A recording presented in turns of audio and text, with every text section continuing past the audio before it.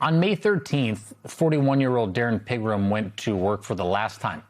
It was the breakfast shift at a Burger King in Memphis, Tennessee. Federal agents showed up to serve him an arrest warrant, but instead they shot Pigram 8 times in front of his coworkers. He was dead by 9:30 in the morning. Officials say he reached for a gun in his waistband. That's what they say. A claim that is not backed up by the available security footage, according to Pigram's family. The officers involved are not facing any charges. Just 1 week later, again in Memphis, another deadly encounter unfolded. 25-year-old Jonah Neal was reportedly experiencing a mental health crisis and threatening suicide when his mom called 911. She was trying to save his life. Instead, a Homeland Security investigations officer arrived at their doorstep, and within minutes, Neal, while in his crisis, was shot and killed. The Tennessee Bureau of Investigations later said it was unclear if Neal died from the gunshot wounds or self-inflicted stab wounds. I've been covering harrowing stories like these just about every weekend. People killed by federal agents on their homes, on the street, during traffic stops, at their jobs, because these are not isolated incidents. In just 2 months, 4 people in Tennessee have been killed during operations by one unit, the Memphis Safe Task Force. This quote-unquote safe task force is not your run-of-the-mill police unit.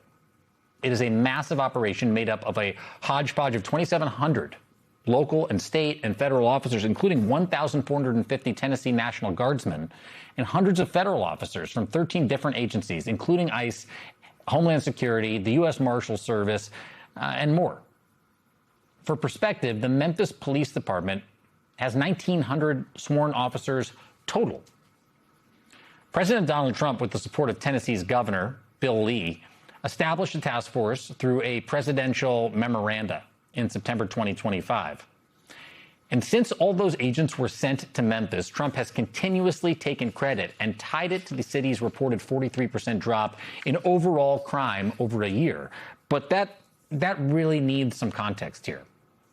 According to the Memphis Police Department, crime had been on a decline since 2023, and it hit a 25-year low in September 2025 before Trump launched this task force. And ProPublica reports this, quote, criminologists say more analysis is needed to determine how much impact the task force has had on crime rates. So yeah, the White House's splashy press releases tell one story. The actual stats and the reality on the ground, they paint a much more complicated picture. As the New York Times puts it, Memphis has become a torn city since this task force descended and their, quote, aggressive approach to targeted crime. Let me be clear about something. None of this exists in a vacuum. Memphis is a majority black city with a long history of discriminatory policing. There's an investigation by MLK 50 and ProPublica. They interviewed black residents who said they felt, quote, fear for their safety during what they described as indiscriminate and intimidating police encounters. Community organizers also told ProPublica, quote, many Hispanic residents are changing their daily patterns for fear of being detained. And you know this already. Those concerns are well-founded. An analysis by the Memphis network Local Action News 5 found that, quote, 900 ICE arrests were recorded in Shelby County, which is where Memphis is, in the months following the launch of the Memphis Safe Task Force. And roughly 60% of those arrests ended in deportation. The Trump administration has not set an end date for the Memphis Safe Task Force, but community members in Memphis and organizations like the NAACP have called for its immediate removal. And some residents have even launched a lawsuit against the task force, accusing agents of retaliating, intimidating, harassing civilians who record their activities. It's the same story for observing and for documenting. Joining me now is Holly McCall, editor of Tennessee Lookout, which is leading much of the coverage on the Memphis Safe Task Force. Holly, thanks for being here and for your work. Good morning. Thanks, Jacob. I'm glad to be here. Thank you. The federal law enforcement surge in Memphis seems to have a different energy than other operations that we've seen in, say, Minneapolis or Chicago or Charlotte. Is that right? What makes the city and the operation different? Well, first of all, we hear about ICE operations in other cities, and that's certainly important to hear about. But as you've already mentioned, in Memphis, we have this 2,700 member alphabet soup of federal agencies. The Drug Enforcement Agency is involved. these 1,400 state troopers. Governor Bill Lee had first said he would not deploy National Guard and that he'd had no conversations with the Trump administration. A month later, he said he'd been talking to the Trump administration for months and would deploy the National Guard for as long as needed. And so while we see sort of one-off shootings by ICE in other cities, we've seen 8 use of force incidents by this Memphis Safe Task Force in less than a year, 4 of which were fatal shootings in only 2 months. I mentioned a couple of the cases already, but I just want to mention a few more. 20-year-old Taryn Johnson and 47-year-old Alfonso Ivy were fatally shot by the task force earlier this month, and that prompted more pushback from the community there. What's the posture like on the ground, both from community members now and from the task force after all of these incidents?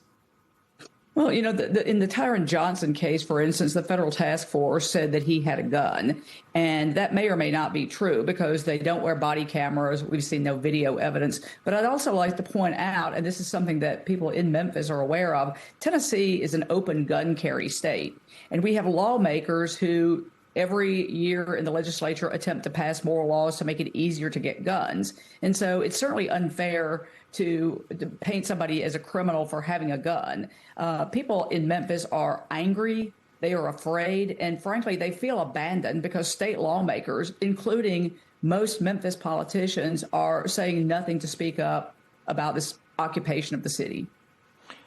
Your outlet, the Tennessee Lookout, reported that the Trump administration is positioning this task force essentially as a national model. What do you know about that? You know, I don't know a whole lot more, frankly, than what he said in Memphis in March. You know, at this point, nothing really surprises me with this administration. I would not be surprised to see something pop up. But, you know, to be honest, my main concern is Tennessee, as a Tennessean and a journalist.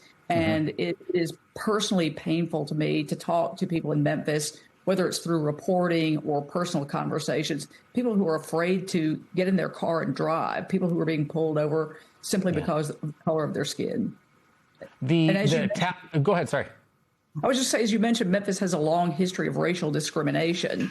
And this police force, the Department of Justice had called for an investigation of the Memphis police force under the Biden administration. Of course, when Donald Trump was elected and took office, that investigation was scrapped. If I could quickly, I just want to ask you about some of the data that underlies all of this. That ProPublica MLK 50 said 25% of the arrests have been for violent crimes. For immigrants, that number is just 2%. Has the reporting, the data that you have shown that the task force is even successful at all in reducing crime? No, it really hasn't. We have nothing to go on but what the federal agencies say. And we have, like other outlets like MLK, made multiple public records requests. We get nothing back. There's no response. And so as much as local media outlets are trying to raise attention about this and dig into the stats, it's very hard to get any information at all. And so what we are left to go on are personal observations from people on the streets and then what these federal agencies are saying. But there's no proof to back this up. I'll say it once, and I will say it again on this program. Local reporting is indispensable. It is essential, and that is exactly what you are doing at the Tennessee Lookout. Holly McCall, the editor of the Tennessee Lookout, I'm appreciative of you being here. Thank you so much. Thanks, Jacob.